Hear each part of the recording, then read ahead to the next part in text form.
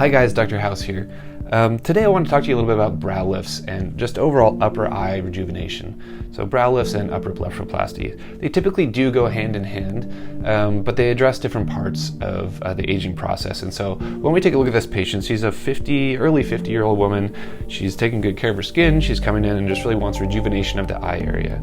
The brow should be sitting at just above the orbital rim. So if you feel with your thumb that little bony ridge of your eye socket, the brow should be sitting just above that area in women. And then it's typically laterally or closer to the ear, it's peaked a little bit.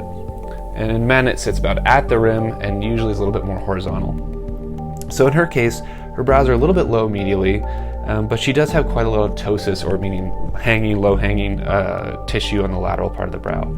So if we look at her upper eyelid, you can see that she has excess skin.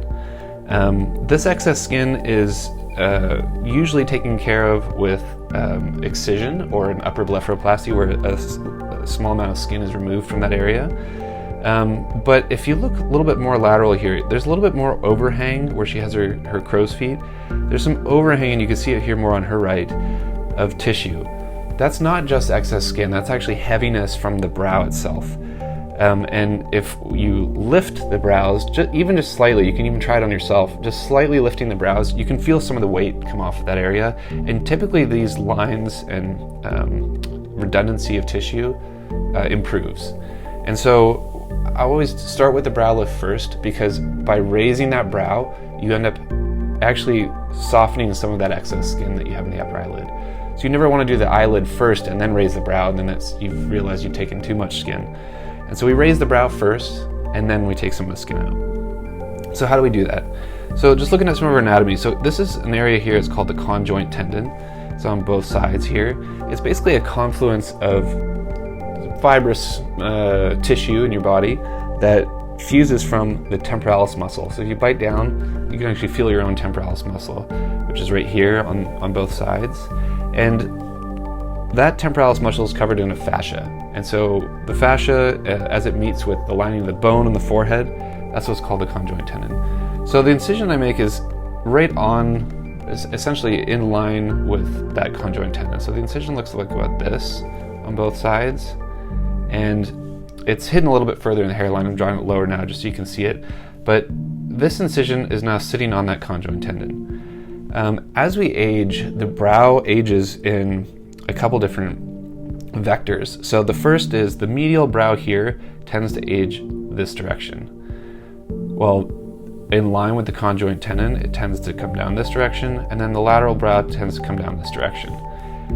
So with this incision, I'm able to actually access those points and create 3 anchor points that are going to take care of each of those levels of aging. So inside this incision, bone is in this region. So here's the conjoint tendon. This is all bone, and this is soft tissue or fascia from the muscle lining, from the temporalis muscle.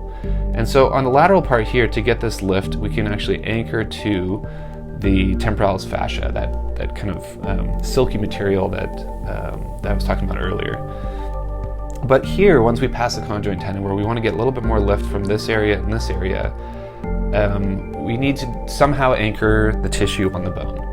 And so there's a couple different things. There's something called an endotine, which is an absorbable material that has these little hooks that'll hold the tissue there.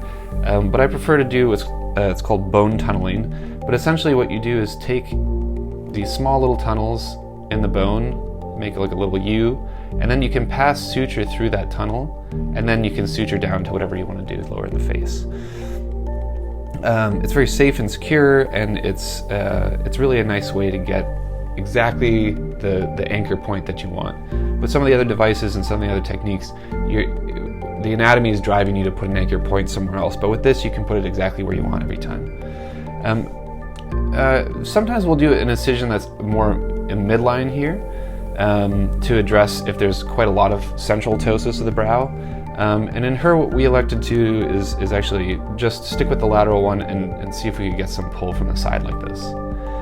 And so after the brow lift was done, then this whole brow comes up a little bit, and then we assess the upper eyelid skin. And the upper eyelid skin here is, there is some excess, but we didn't actually have to remove that much. It was about maybe 8 millimeters, 7 millimeters or so of skin that was removed. And then the sutures just kind of go right along the crease here. And so they're nicely hidden, they heal really well. And so the only incisions she really has were right here in the temples and along the eyelids. And so she just had surgery 2 days ago now. And so I just saw her today, she's looking great. And I'm gonna see her next week and take the sutures out. So I'm really looking forward to sharing some of those photos with you. But if you have any questions about brow lifts or upper blepharoplasty or any just eye rejuvenation in general, send me a message, reach out, come see me for a consultation. I'm really excited to show the rest of this journey, a patient journey with you, and we'll check in with her in about a week and see how she's doing. All right, thanks.